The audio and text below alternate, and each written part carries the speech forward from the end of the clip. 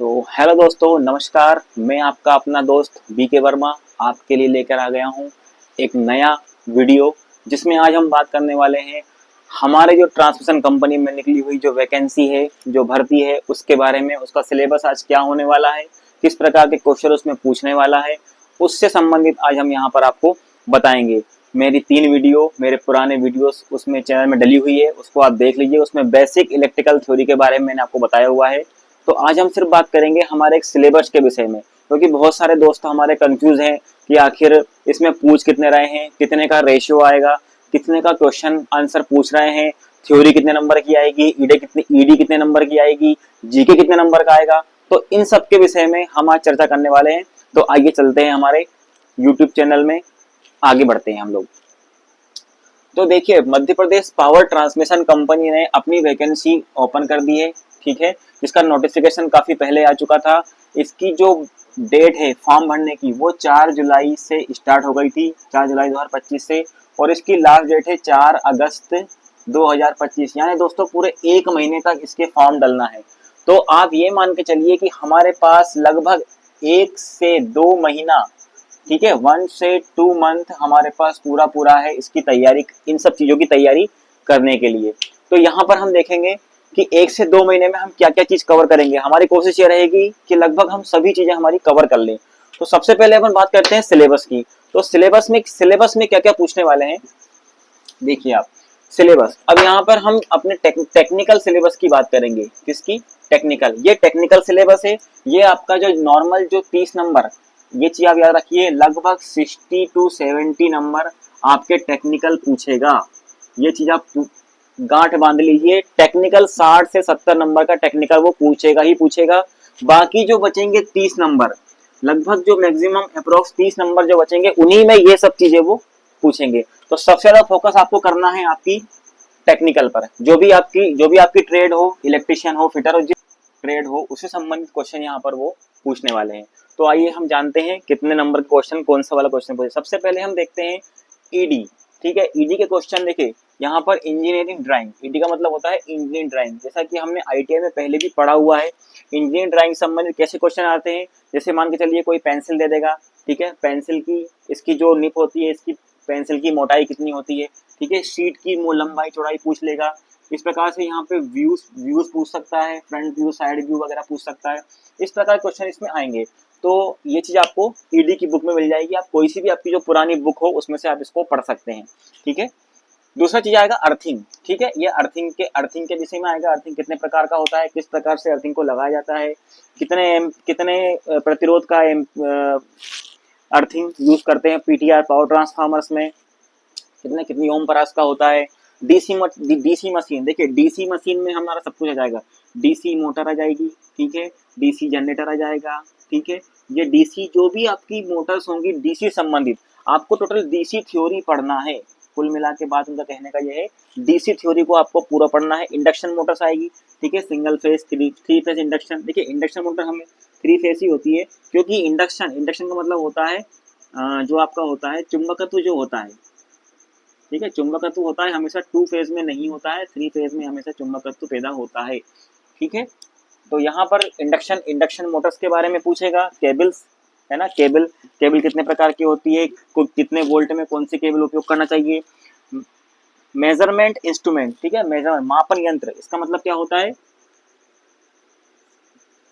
मापन यंत्र, ठीक है। मापन यंत्र, इसमें सभी प्रकार के मापन यंत्र, आपके जो मीटर्स होंगे, watt meter, ammeter, volt meter, इनके बारे में पूछ लेगा। इलेक्ट्रिकल कंपोनेंट्स के बारे में पूछ लेगा, ठीक है। जो भी आपके इलेक्ट्रिकल कंपोनेंट्स होंगे।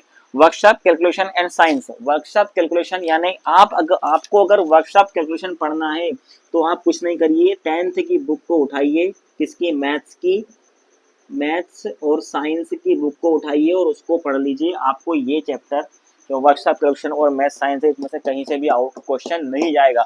इन्हीं में से आपको क्वेश्चंस आएंगे, ठीक है। अगला देखिए आप, ये तो हो गया हमारा इलेक्ट्रिशियन संबंधित।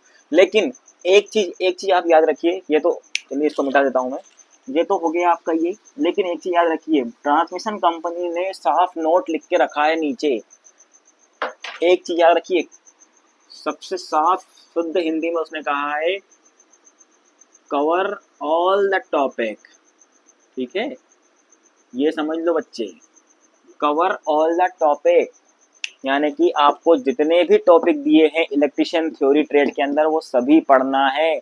हम भैया कहीं से भी क्वेश्चन पूछ सकते हैं, इसकी कोई गारंटी नहीं है कि जो हमने लिख के दिया है उसी में से क्वेश्चन आए, तो आपको सारे कवर करना है, जितने भी टॉपिक उसमें दिए हैं उन सभी को अपने को कवर करके चलना है।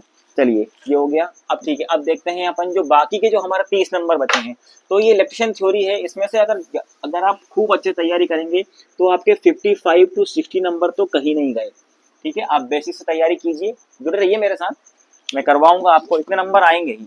अगर आपका सिलेक्शन होता है तो मुझे काफी खुशी होगी इस चीज की। तो सॉरी ये गिर गया है, ठीक है। अब आते हैं अपने यहाँ पर 30 नंबर के ऊपर, ठीक है, ये तो हो गया मेरा। अब यहाँ पे जीके जनरल नॉलेज, अब जनरल नॉलेज का तो भैया समुद्र है पूरा, ठीक है, क्योंकि संसार सागर है, अभी सागर में से ही अपन को गागर भरना है। अब कितना आप उसमें से समेट पाए ये आपके ऊपर है, ये आपकी एलिजिबिलिटी, आपकी काबिलियत के ऊपर है कि आप कितना जीके पढ़ सकते हैं। मेरे ख्याल से, मेरी जो राय है उसके हिसाब से अगर आप देखें तो 10 क्वेश्चन अगर आप डेली भी यूज करते हैं, ठीक है, तो हमारे पास 2 महीने हैं, 60 दिन है, 60 दिन में हम अगर 10 का इंटू कर दें तो यहाँ पे 600 क्वेश्चन हम आराम से जीके के पढ़ सकते हैं, ठीक है। इससे ज्यादा हम पढ़ भी नहीं पाएंगे क्योंकि हमें इनके ऊपर ज्यादा फोकस तो नहीं, फोकस करना है लेकिन ज्यादा फोकस नहीं करना है, क्योंकि हमें मेन लाना है ये, हमारा मेन है ये 60 से 70, इस पे हमें सबसे ज्यादा फोकस करना है, क्योंकि इनमें जो कम नंबर आएंगे वो हम यहाँ कवर कर सकते हैं, क्योंकि इनका हमें नहीं पता कहाँ से क्वेश्चन पूछेगा, लेकिन इसका मुझे पता है कि कहाँ से क्वेश्चन आएंगे, इसका मुझे पता है कहाँ से क्वेश्चन आएंगे। इसीलिए मैं कह रहा हूँ बार बार कि सबसे ज्यादा आप फोकस करिए थ्योरी पे, क्योंकि ये आपका एक मजबूत पॉइंट होगा, ये आपका स्ट्रॉन्ग पॉइंट होगा। ये सब हमारे हमें पता है कि जीके में हम लोग इतने अच्छे नहीं हैं, जीके मैथ्स में बहुत, किसी की मैथ्स बहुत कमजोर होती है, कोई कंप्यूटर के बारे में नहीं समझ पाता, किसी की रीजनिंग कमजोर होती है। ये भी हालांकि रीजनिंग का ऐसा है कि रीजनिंग अधिकतर लोगों को बन जाती है, तो ये भी आप एक स्ट्रॉन्ग पॉइंट समझ लीजिए रीजनिंग का। अगर मान लो 2 नंबर या 3 क्वेश्चन भी रीजनिंग के आते हैं तो 3 नंबर हमारे वो हो जाते हैं। तो ऐसे करके अगर मान लो इसमें हम थोड़ा बहुत कम स्कोर कर पाते हैं तो हम इसमें अपना स्कोर कर लेंगे। तो इसीलिए मेरा मेन फोकस हमेशा रहेगा हमारे टेक्निकल पे, जो भी आपका टेक्निकल है उसके ऊपर, ठीक है। करंट अफेयर्स, देखिए करंट अफेयर्स अब अपडेट रहिए, न्यूज़पेपर पढ़ते रहिए, ठीक है। करंट अफेयर्स की कोई सी भी एक आध क्लास ज्वाइन कर लीजिए, इसमें करंट अफेयर्स के बारे में डेली हमारे 10 से 15 क्वेश्चन वो लोग बताते हैं, ठीक है। अधिकतर हमारे एमपी स्टेट के बारे में ही उसमें पढ़िए, अधिकतर हमारे एमपी के बारे में जो करंट में जो हो रहा है कि हमारे मुख्यमंत्री कहाँ जा रहे हैं, कहाँ कौन सी घोषणा कर रहे हैं, कितने करोड़ का बजट कहाँ पे पास किया है, मेट्रो कहाँ चालू हो रही, तो ये सब चीज अभी करंट अफेयर्स के अंदर में आ जाएगी। यहाँ पे आज बात आती है कॉन्स्टिट्यूशन यानी संविधान की, तो संविधान के बारे में भी हमें पढ़ना पड़ेगा। जब हमारा ये मध्य प्रदेश छत्तीसगढ़ अलग हुआ था वो कौन से अनुच्छेद या कौन सी उसके अंतर्गत अलग हुआ था, कब हुआ था, कैसे हुआ था, ये सब कॉन्स्टिट्यूशन के अंदर आ जाएगा। तो ये एमपी, क्योंकि एमपी मध्य प्रदेश की ये वैकेंसी है तो मध्य प्रदेश से रिलेटेड ही क्वेश्चन वो पूछेंगे।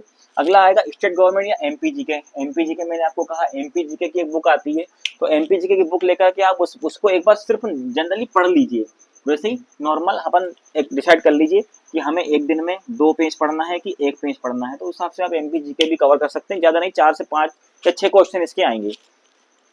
General mathematics science, general mathematics में अगर मैं आ जाऊं तो यही आ जाइए आप 10th में, ये 10th की बुक जो मैंने बताई थी इसी 10th की बुक में ही आपको ये आपका सॉरी कहाँ जनरल मैथमेटिक्स मिल जाएगा। रीजनिंग आप कोई सी बुक में देख लीजिए, रीजनिंग में सबसे ज्यादा सिटिंग अरेंजमेंट का क्वेश्चन पूछता है, सिटिंग अरेंजमेंट यानी आप समझिए सिटिंग अरेंजमेंट का क्वेश्चन पूछता है, और आपका जो सिटिंग अरेंजमेंट में हमारे अल्फाबेट्स होते हैं उनके क्वेश्चन पूछता है, इस तरह क्वेश्चन इसमें आते हैं। हिस्ट्री, अब भैया इतिहास का पार नहीं है, लेकिन एक चीज है, हिस्ट्री जो है हिस्ट्री जैसी है वैसी है, ये कभी कम ज्यादा नहीं होती, इसके आंकड़े नहीं बदलते, ये हमेशा जैसी है। जैसे मेरी इलेक्ट्रिशियन, मुझे पता है कि विद्युत में धारा को आई से डिनोट करते हैं, तो मतलब आई से ही करते हैं, ये कभी भी बदलेगा नहीं, ना वी होगा ना आर होगा ना एस होगा, ये हमेशा आई ही रहेगा। इसी प्रकार हिस्ट्री है, ये हिस्ट्री है तो इतिहास ही रहेगा, ये कभी बदलता नहीं है, ठीक है। जो राजा महाराजा के टाइम पे जो महल बनाई हुआ है, किसने किससे लड़ाई लड़ी, पानीपत का युद्ध कहाँ हुआ, हल्दी घाटी का युद्ध कहाँ हुआ, किस किस के बीच में हुआ, तो ये सब चीजें हिस्ट्री के अंदर आ गई, ये आपको जरूर पढ़ना है, क्योंकि ये आपका क्वेश्चन इसमें से 2 से 3 क्वेश्चन वो जीके के पूछेगा ही पूछेगा। क्योंकि उसको तो 30 क्वेश्चन उसके पूरे करना है, वो कुछ भी कर सकता है। ठीक है, तीसरा आएगा हमारा आईटी कंप्यूटर। इसमें देखिए आईटी कंप्यूटर्स में जो होता है, कंप्यूटर के विषय में हम जानकारी उठा लेंगे कि कंप्यूटर में यूपीएस, सीपीयू, मॉनिटर, कौन सी इनपुट आउटपुट डिवाइस होती है, चिप होती है, हार्ड ड्राइव होती है, ठीक है, रैम होती है, रैम रोम में क्या अंतर होता है, इस प्रकार से इसमें क्वेश्चन पूछेगा। तो ये आपका जो है टोटल उनका सिलेबस उन्होंने दिया हुआ है, लेकिन ये तो आपको जो दिया है वही पूछेगा, इसमें कोई डाउट नहीं है। ये तो 100% सत्य है कि इसमें जो दिया हुआ है उन्होंने वही पूछेंगे, लेकिन इसमें मुझे डाउट है, जो मेरा टेक्निकल है उसमें मुझे बहुत डाउट है, क्योंकि भाई उन्होंने पहले ही लिख के दे दिया है नीचे कि cover all the topic. Okay, cover all the topic, cover all the topic. इससे मुझे डर लगने लग गया, क्योंकि उन्होंने नीचे लिख दिया कवर ऑल द टॉपिक। भाई पूरा ही पढ़ो ना, सिलेबस देखो ही मत, क्यों कंफ्यूज होना है। सिलेबस मत देखो आप, तो ये देखो, सिलेबस देखना तो इसका देख लो, लेकिन आपको थ्योरी की तो पूरी तैयारी करना पड़ेगी, उसको तो कोई नहीं रोक सकता। तो ये हो गया उनका सिलेबस।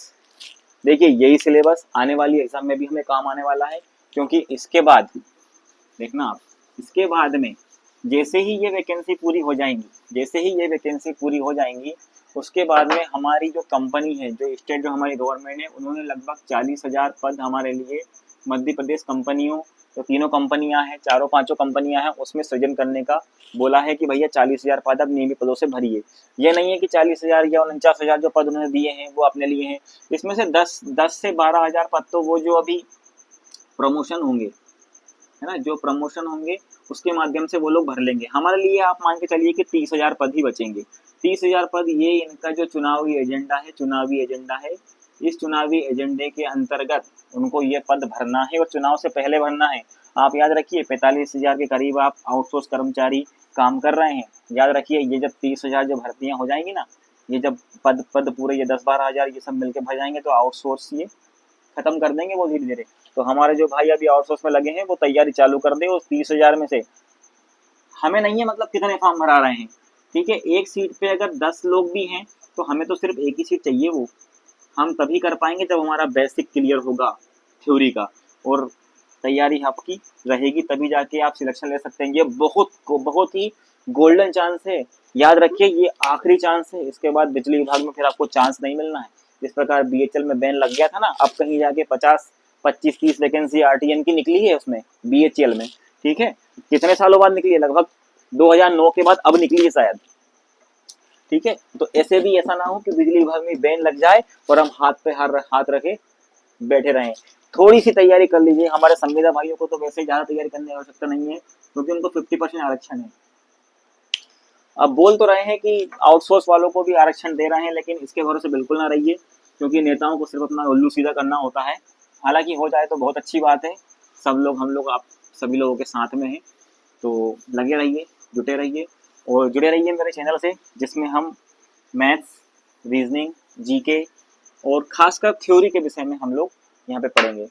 तो आज के लिए इतना ही। आपको सिलेबस में किसी भी प्रकार का कोई भी डाउट हो तो आप या तो मुझे डायरेक्ट कॉल कर सकते हैं, मेरा नंबर ही मेंशन है, या आप मुझे कमेंट्स भी कर सकते हैं कि आपको सिलेबस में किसी प्रकार का कोई डाउट हो तो आप पूछ सकते हैं।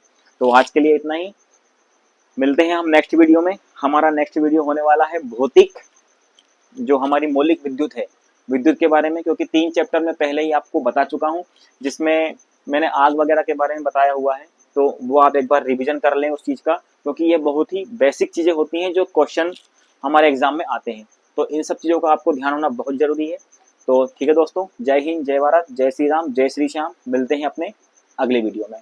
जय श्री राम।